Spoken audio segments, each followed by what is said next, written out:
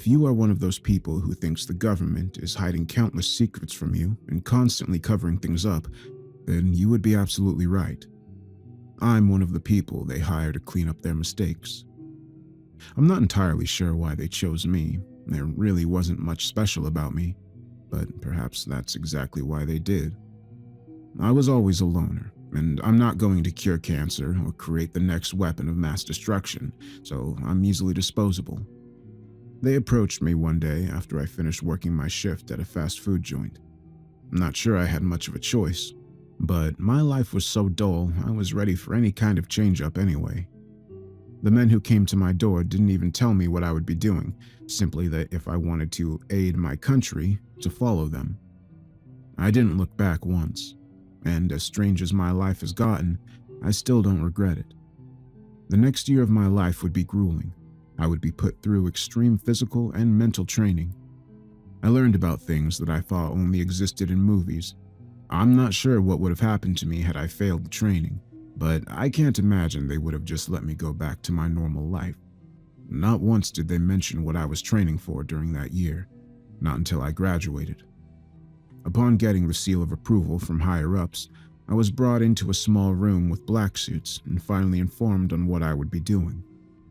My new job would be hunting down failed experiments and other oddities that the government had failed to contain. Not all jobs would be the same.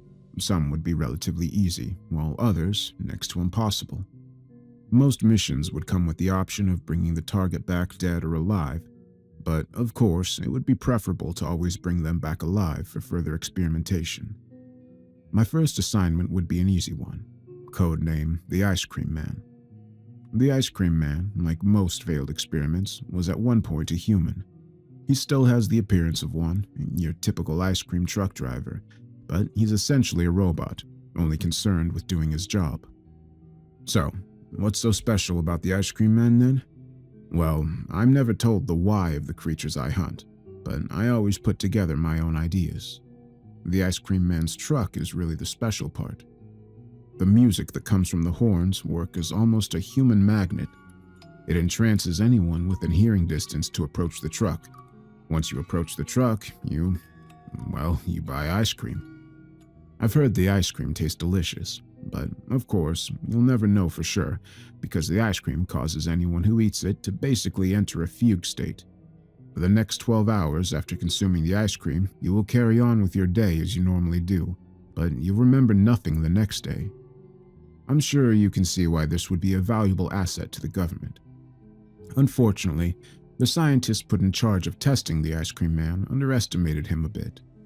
Before they knew it, they had woken up 12 hours later, wondering where the test subject had gone. I'm sure I was given this simple assignment as a sort of test. I was given a pair of enhanced noise-blocking earplugs and was sent on my way to the Ice Cream Man's last known location. He wasn't hard to find. I just had to follow the mass of vehicles that had lined up to get their sweet treat. I allowed him to serve everyone in the area. It would make my job of taking him much easier if no one remembered it. After everyone had their ice cream, I lined up myself. He attempted to serve me, but instead I reached into the truck and injected him with a tranquilizer. He may only be a shell of a person now, but he's not immune to good old-fashioned medication. I tied him up and hitched his truck to my vehicle. I dropped him off at the nearest government facility and awaited my next target. As I said, this would be one of the easier assignments. My next wouldn't be so simple. Codename the Rippler. Unlike the Ice Cream Man, the Rippler was still mostly human. He hadn't lost his emotions or become a mindless zombie, and perhaps that was the problem. Through intense experimentation, the Rippler had gained the ability to create an intense concentrated earthquake. He had collapsed the facility he was being stored in. The main concern with the Rippler was his danger to others around him. If he used his ability in a heavily populated area, countless lives could be lost. This was one of the few cases I had been advised to not bring the target back alive. Once again, I feel as though this assignment was a test, just a different kind of test. The government wanted to see if I would kill for them without hesitation, and it's possible if I did, then there would truly be no escape for me. That was fine though. I had no intentions of leaving. The Rippler was a bit more difficult to find, mostly because he wasn't trying to attract the attention of everyone around him, but if the government wants you, they'll find you. He had relocated to a small town, changed his name, his face, everything in an attempt to escape. I almost felt bad for the guy. I doubt he had volunteered himself to be a guinea pig for the government, and now all he wanted was a normal life. Once I found the town he was staying in, I made sure to keep my distance. Didn't want him going nuclear on me. I confirmed he was indeed my target by collecting some DNA samples from his trash. Now, all that was left was to take him down. I didn't want to kill him, but I didn't have a lot of options. The scientists who had created him were still unsure as to the extent of his powers and his ability to control them. Had I brought him back alive, there was no telling if the government even has a facility capable of holding him. I did what I thought was best. After he returned home one night, I put a bullet between the Rippler's eyes. It wasn't a good feeling, but I continued to convince myself it was necessary. I dropped his body off and was thanked for my service. It wouldn't get easier from here either. My next target, codenamed Ghoul. This one was truly a monster.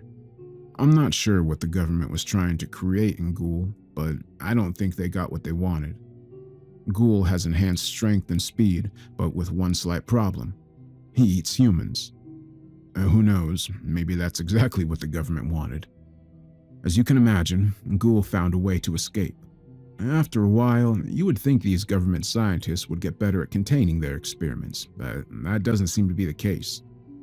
This mission might not have been so bad, but I was given strict orders that Ghoul was to be brought back alive. All my lethal weapons were stripped and replaced with tranquilizers strong enough to take down a rhino. I put in a request to have a partner for this assignment, but of course, I was swiftly denied. Ghoul had taken up residence in the forest. This might not have been so bad if not for the fact that this forest had an extremely popular hiking trail. There had always been frequent disappearances in the forest, a lot of them chalked up to suicides, but since Ghoul had escaped, that number had amplified significantly. The government did me a solid and got the trail shut down for the weekend. So it would just be me and Ghoul. I wouldn't have to worry about anyone else getting in the way.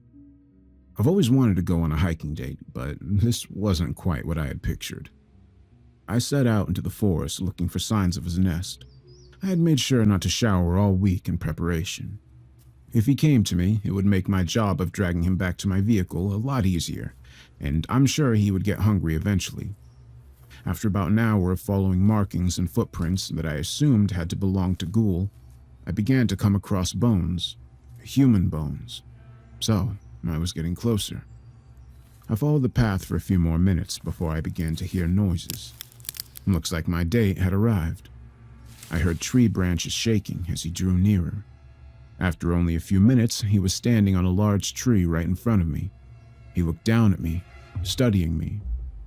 He wasn't really that big, maybe 5'6" with an average frame, but looks can be deceiving. His skin was a sickly yellow, and his hair had begun to recede, as if he was an old man, but was clearly much younger. His eyes were pure white, no longer containing anything else. After a brief stare down, he jumped. There was a good 50 feet between us, so I thought I would have a few seconds to prepare myself, but I was wrong. As if he was a video game character, he soared from the trees and landed directly on top of me. I had just enough time to pull out a tranquilizer and shove it into his side, but it wasn't enough. Despite the strength of the tranquilizer, he seemed relatively unaffected. He shrugged it off and proceeded to take a chunk of flesh out of my shoulder. I lay helpless as he began to chew on my flesh. I knew it wouldn't be long before he would be back for seconds. I struggled to pull out another tranquilizer. I managed to pull another one out right before he began to lunge in for another bite. I jammed the second tranquilizer into his neck. I felt his teeth begin to lock onto my neck, but before he bit down, he passed out. I let out the biggest sigh of relief of my life and pushed him off me. I placed the special restraints I had been given for him on, making sure the muzzle was extra tight. I wasn't sure how long the tranquilizers would last, but hopefully long enough for me to deliver this monster. Despite missing a chunk of my shoulder, I had escaped alive. This was just one monster that science had created. I could only imagine what my future would have in store for me. After delivering Ghoul, I informed the higher-ups I would need at least a month off, and knowing what they had put me through, they obliged. If anything, they were impressed I had come back mostly in one piece. After my month-long break and recovery from Ghoul, I was given an easier assignment to ease my way back into things, codenamed Romeo. Romeo was made to be a charmer, and that he was. He was a true Adonis in every sense of the word. Romeo makes the statue of David look ugly in comparison. From what I can tell, he was designed to charm women and foreign diplomats probably, but instead, he charms anyone and everyone, which was how he was able to charm his way out of his holding cell. Romeo isn't really a danger to anyone though, except perhaps himself should he find himself at the hands of an angry spouse, but I'm sure he could get himself out of that one too. Finding Romeo was easy, but the hard part would be extracting him. He was always surrounded by a crowd, almost like a cult. If there was a high-class party, Romeo would be there, and he would never return to his room with less than 10 people following him. I would need a good plan to separate him from his entourage. I decided to attend one of his parties, just so I could get a better scope on the situation. It was crucial that I find any openings he might have. What I didn't expect, though, was for Romeo to approach me. Good evening, monsieur. I do not believe we have met before. I am Romeo. And you? Monsieur, was that French? I think I almost threw up a bit in my mouth. I guess I should have expected this, though. He has quite the ego, after all. It was just good to see his charm wasn't working on me, though. I'm not entirely sure why, but I think it may have something to do with my disgust at just how perfect he is. Oh, I'm James. I'm kind of new here. It's nice to meet you, Romeo.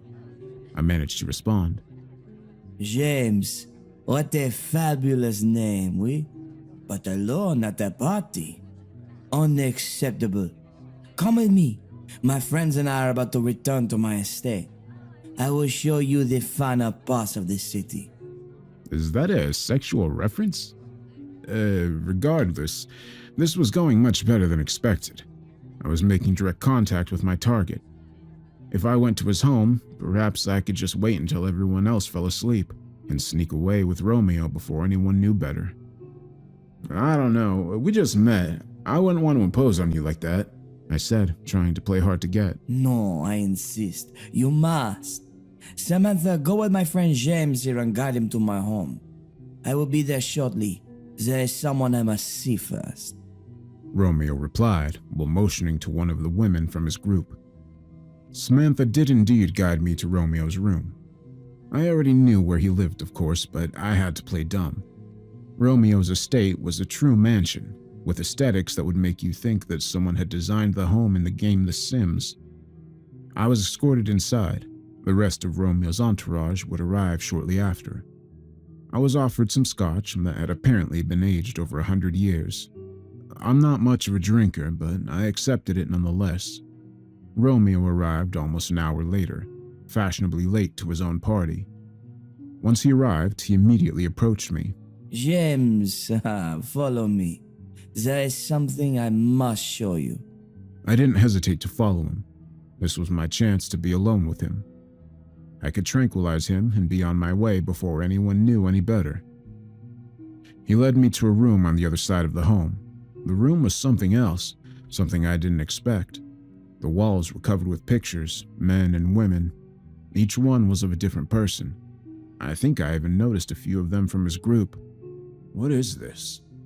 I said without even thinking. These are all the people I have conquered. And you are next. Please, remove your clothing. Romeo said this as he turned his back on me and began to remove his own clothing. I almost felt compelled to remove my own clothing. His words held such power, but I was able to hold out. Instead, I approached him and sunk the tranquilizer into his neck. I made sure to duct tape his mouth. I had heard enough of his words for one night. Romeo was much bigger than me, so it was quite an effort dragging him out the window into the back of my vehicle, but I managed to do it before anyone got suspicious. I assume his friends simply thought he was taking his time in conquering me. I dropped off Romeo, and I made sure to shower extra well that night. My experience with Romeo almost made me miss my date with Ghoul. Almost. The next assignment would be another fun one, codename Kong. What happens when you splice human DNA with gorilla DNA? Well, apparently you get Kong. Personally, I would have preferred the name Caesar in reference to Planet of the Apes, but I suppose he's not a gorilla, and I don't get to pick the names anyway. Kong is essentially a smaller version of Bigfoot, and before you ask if Bigfoot exists, I have to say I don't know. I haven't been tasked with hunting him yet. Kong would be a kill task. There's no guarantee the tranks would work, and if they did, for how long? Not to mention, he had killed 2 scientists during his escape, so they weren't too worried about him coming back alive. They just wanted to dissect what was left of him. I was given specific parameters as to avoid the head if at all possible. They mostly wanted to examine the brain, and that wouldn't be possible if I splattered it all on the ground. Another problem I faced was my experience with long-range weapons. It had been a part of my training, of course, and I had gone through the basics, but that was about it. I had been told most of my missions would be up close and personal anyways, so it wasn't that important. Well, it was starting to seem important now. Similar to Ghoul, Kong had taken up residence in a forested area, but since his diet didn't consist of human meat, he had chosen a much more secluded area. I don't think Kong really wanted to hurt anyone. He could have lived his life out in the woods, never bothering anybody, but that's not what the government wanted. My superiors informed me that they had already done overhead sweeps of the area and were able to tell me exactly where the cave he was staying in was located. Of course, they had done the easy part, and I would get to do all the dirty work on the ground. I made my way to a vantage point overlooking the cave and set up the sniper rifle they had supplied me with. Now, all I had to do was wait. After a few hours, Kong finally made his appearance. He walked out of the cave and began to stretch his limbs, the way most of us do after we wake up. I studied the rifle and aimed the crossbars over where I assumed his heart was, and I pulled the trigger. I missed. I hadn't taken into account the wind that had picked up since I started waiting, and the bullet had strayed to the right of Kong, hitting the rock of the cave. Kong didn't move though. Instead, he simply turned his gaze to me, with eyes that were all too human. He didn't try to escape. He knew I would come eventually, and if it wasn't me, it would be someone else. Kong had accepted his fate. I had killed the Rippler, of course, but that was different. I had done that while he was asleep. I didn't have to see the look in his eyes before he died. I almost wish Kong had been a monster like Ghoul. That way, I wouldn't have to feel bad about putting him down. With a slight hesitation, I reloaded my gun. I took aim, accounting for the wind now, and I fired once again. Bullseye. Kong went down instantly. I made my way over to confirm he was dead, and luckily he was. He wouldn't have to suffer anymore. Kong weighed far too much for me to drag back on my own.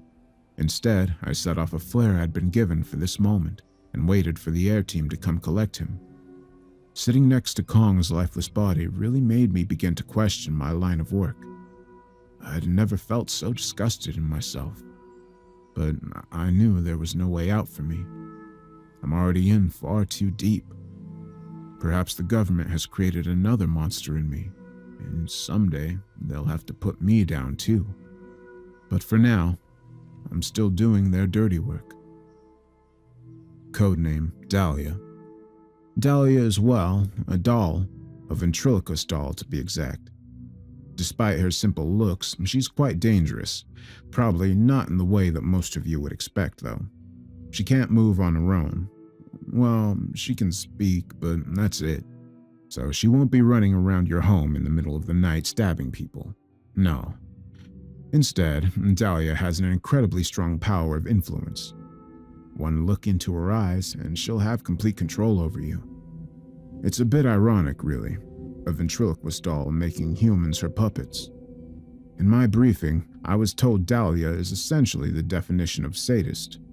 She enjoys making her victims inflict as much pain as possible before eventually disposing of them.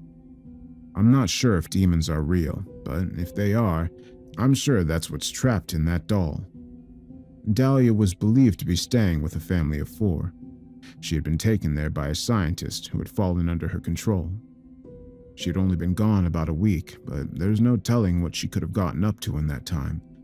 The scientist who had taken her had returned to her workspace a day later and attempted to murder her coworkers, but was quickly taken care of. I made my way to the family's home, hoping to be surprised by what I saw. Let's just say I got my wish, but not in the way I had hoped. I knocked on the front door. After a few minutes of no response, I turned the handle to find the door was unlocked. I wish I hadn't. The moment I stepped into the home, I was hit with a putrid smell, one that I know means death. The walls were coated in blood. Some of it was dried, some was fresh and still slowly dripping down. I found the family together in the living room. The mother and 2 children were sitting in a small triangle. They were already dead and rotting, and their stomachs had been cut open, with their entrails hanging out. They had been posed in a way that made it look like they were eating their own organs. In the center of the triangle was the father, hanging from the ceiling. He had scratches and cuts all over him, but that was nothing compared to what happened to his family. Just before I was about to spill my lunch all over the floor, I heard a voice from the opposite corner of the room. You're just in time. What do you think of my art? It's a little sloppy, but I'm sure it will get better in time. The voice said. Dahlia? Aw, have you come to get me already? I was having such a fun time, too. Well, I'm done here anyway. I guess you can take me back for now. I'll be out again soon. I made my way over to the voice, making sure to keep my head down. I had no intention of ending up like that family. When I got close, I closed my eyes. I managed to pick her up and flip her over, made my way back out to my vehicle. Let me sit up front. I like to have conversations during my car rides. Plus, you can't get much action from women in this line of work. So it'll be fun for the both of us. As much as I wanted to chuck her in the back and throw a blanket or something over her, I almost didn't want her to be out of my line of sight, so I granted her wish. I carefully sat her up front, turning her head towards the window. I'd be lying if I said part of me wasn't curious about her. I wanted to know more about what makes a monster a monster. You should just take me home with you. Tell your boss I wasn't here. I'm sure we could have lots of fun together. Yeah, I'm sure you'd make great kindling for a fire. You're funny. I like you. I was thinking I'd have someone kill you eventually. But maybe I'll keep you. Oh, you don't just kill everyone? Of course not. I like to let the really bad ones live. It's more fun that way. What do you mean by that? You saying I'm a bad person? That made me a bit angry. I had almost turned to look at Dahlia, but I thought better of it. Was she just trying to provoke me? You aren't quite on my level yet, but I see potential in you. You didn't even scream when you saw my work. Maybe you even enjoyed seeing it. You may think we are different, but we really aren't. She was partly right. I hadn't reacted when I saw the bodies. I'd felt a little sick, but if I had seen that a few months ago, I would have probably passed out. Whether I like it or not, I'm definitely changing. I don't think it's for the better. What are you? I finally asked after a few minutes of silence. Look into my eyes, and I'll tell you. Yeah, nice try. I may be stupid, but I'm not that stupid. I responded, almost bursting out in laughter. What are you afraid of? Do you think you would see yourself if you looked into my eyes? That's enough. One more word and I'm Googling where the nearest wood chipper is. Those were the last words I spoke on our little road trip. I dropped off Dahlia and informed them about the mess at the house. They said they would send someone to clean it up. I was hoping they would give me a break after what I had seen, but I wouldn't be so lucky. As soon as I turned in Dahlia, they told me they already had a new assignment ready for me. That would be codenamed Jack. Grandiose name, I know. This was probably the oddest assignment I had received yet, though. Jack was, from what I could tell, entirely human. I had no clue why I had been tasked with finding a human, Perhaps he was a runaway scientist or someone who knew too much, but he certainly wasn't what I had gotten used to hunting. I was told Jack was increasingly dangerous, though, and that I shouldn't take any risks in trying to capture him alive. In other words, they wanted him dead. This only made me more curious as to the secrets that Jack must have held. Jack was constantly on the move, so it wasn't easy to find him, but my training had paid off, and I was eventually able to track him down. I watched him for a few. He didn't seem dangerous to me. Suspicious and cautious, yes, but not dangerous. One night, he stepped out of his hotel to go get food, so I decided to let myself in. Jack and I needed to have a talk. Jack didn't seem too surprised when he returned to his room to find me sitting on the couch. He simply held out his arms. So they did send someone for me after all. Well, go ahead and do what you have to. I won't fight it. Sit down, Jack. I just want to talk. Jack raised an eyebrow at this. A curious one, huh? You know what they say about curiosity, right? I rolled my eyes, and once again motioned for Jack to sit down. Who are you, Jack? And why did they send me after you? You don't know?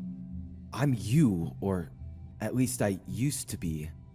They tell us where to go, who to kill, who to bring back alive, and we do it. No questions asked. I couldn't handle it anymore, though. So here I am, and here you are. This took me aback for a second. I had known he had had to have some connection with my agency, but I had never considered he had been in the same position as me. So there really was no way out, other than death, that is. I walked across the room, pulled out my gun, and I killed Jack. I had the answers I came here for.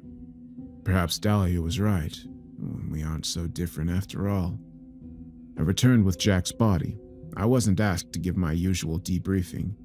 Instead, I was just given a simple nod and told to go home and wait for my next assignment. I wonder if this was another test. If it had been, I'm sure I passed with flying colors. I understand if you all think less of me for the choices I've made, but if it wasn't me, it would be someone else. This was the life I had chosen, or perhaps the life that was chosen for me. Regardless, I can't back down now. I'm simply one discardable person in the whole scheme of things. Don't mistake my actions for blind loyalty, though. I know the people I work for aren't good people. I simply know my place in this world, and the minute I stop being useful, I'll end up like Jack. How does the saying go? Better the devil you know than the devil you don't. I'm a cog in a giant machine, and once my cog stops working, I will be discarded and replaced by another, just like all of you. Despite the fact that I risk death every day that I wake up, I've never felt more alive. I no longer have nightmares of those I've killed. I've stopped caring about things like that. If I become too soft, then I will end up like Jack, and I have no intentions of letting that happen. After I disposed of Jack, I was given a week off. It had been a while since I had any time to myself. It was a bit strange. I never had many friends to begin with, and my work had distanced me from the few family members I had kept in touch with. This week off made me realize just how empty my life had become. Was this what they wanted? Regardless, I was at work the minute my week was up, ready for my next assignment, and I got one, codenamed Mimic.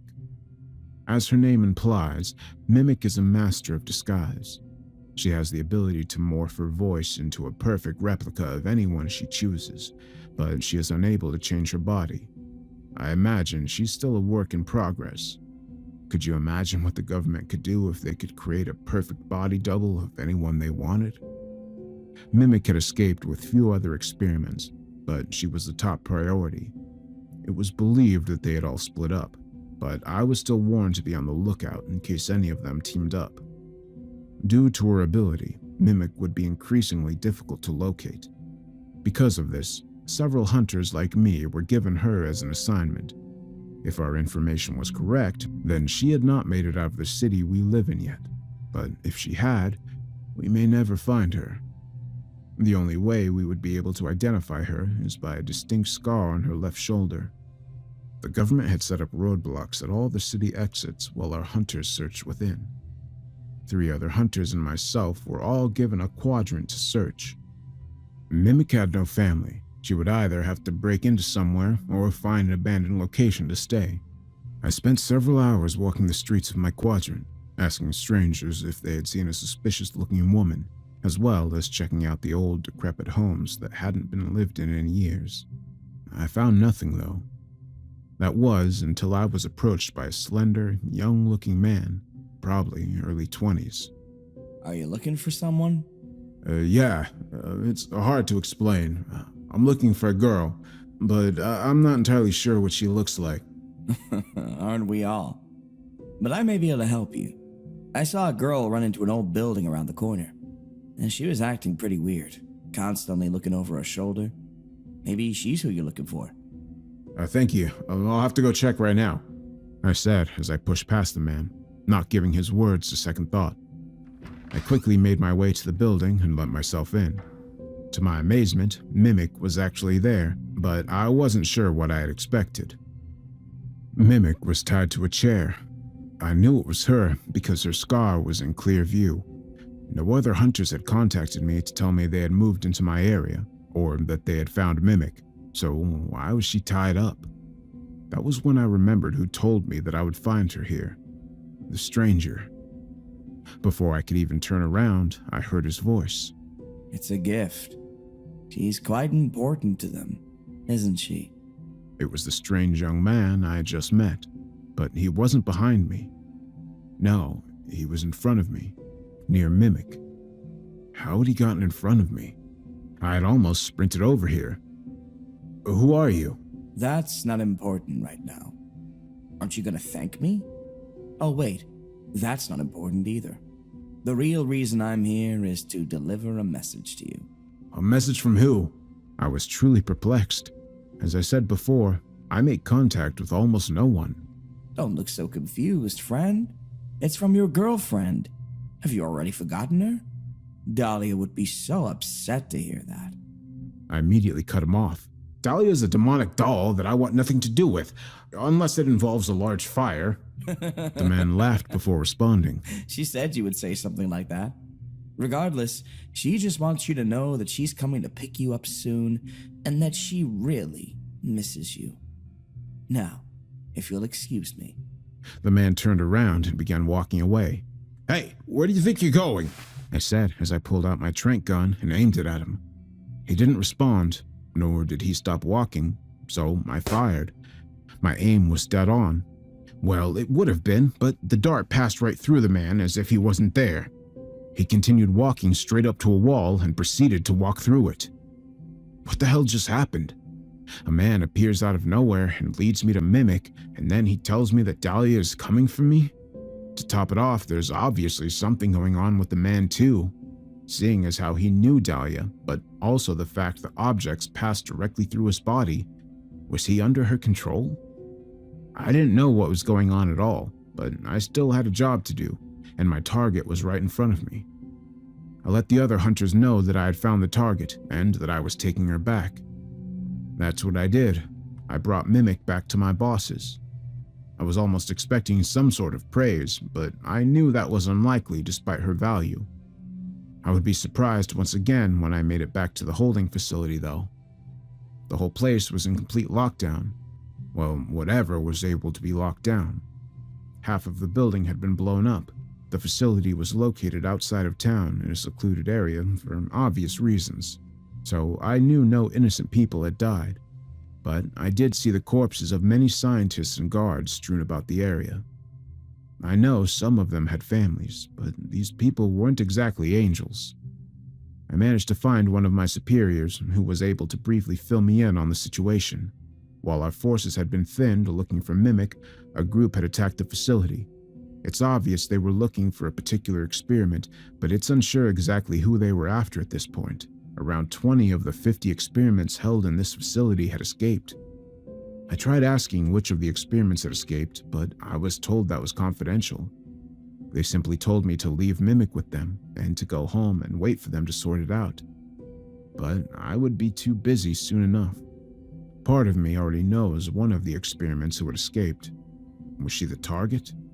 I think it's a big possibility. I was already told she was coming for me.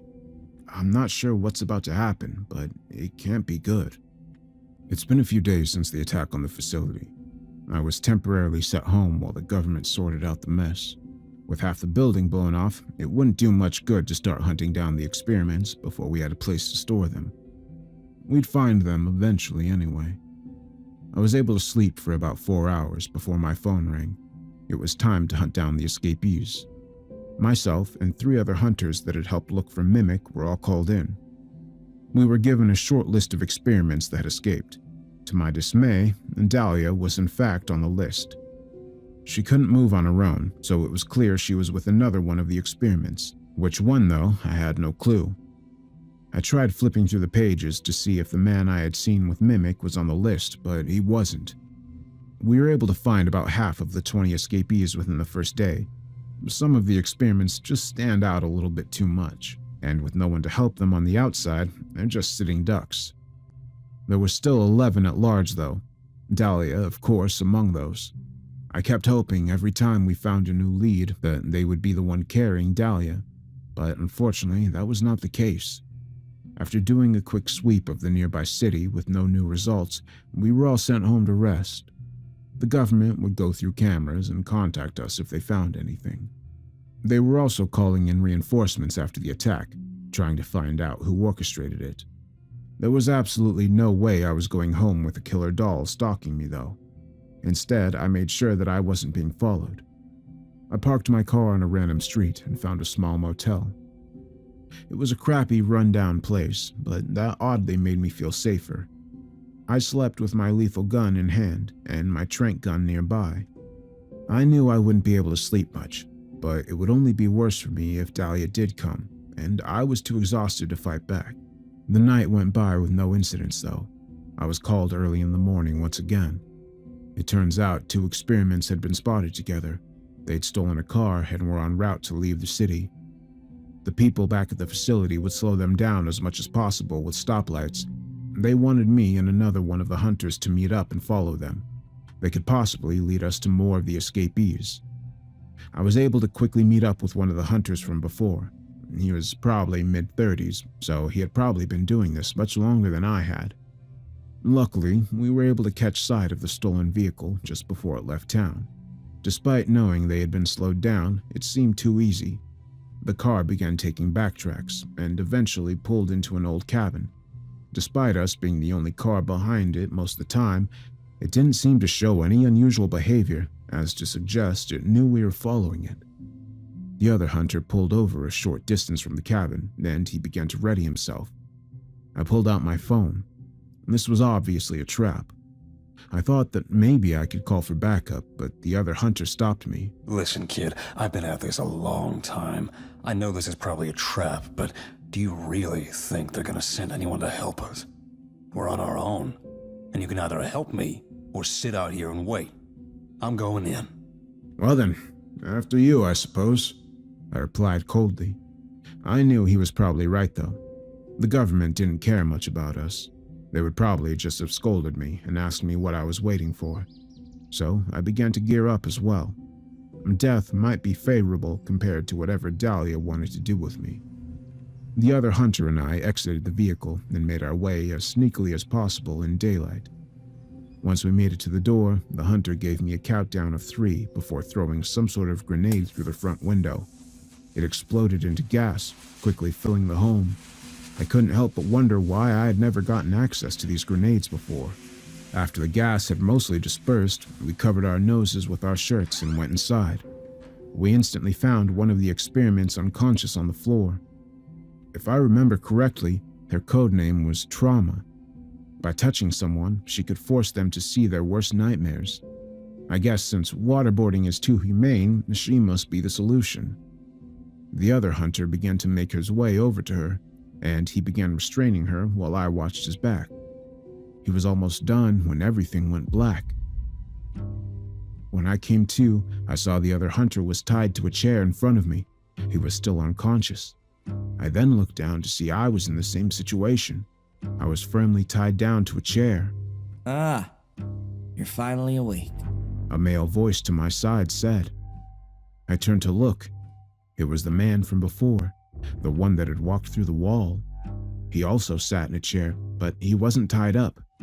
I doubt any sort of binding could hold him anyway. On his lap sat a doll. The doll had a hood pulled up just enough to cover its eyes. The man began to speak again. It's actually a bit funny. Last time we met, I gave you someone tied up in a chair. Now you yourself are tied up. What do you want? I replied, not in the mood for any games. Not that I had much choice. I told you, Dahlia here was coming to pick you up, but instead you came to see her for yourself. How sweet of you. Did you really miss me that much? Can you just kill me already or do whatever you're going to do with me? I told you, I let the bad ones live. And you have been quite bad recently.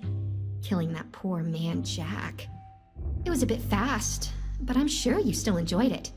I just did what I was told. He knew what he signed up for. Yes, he did.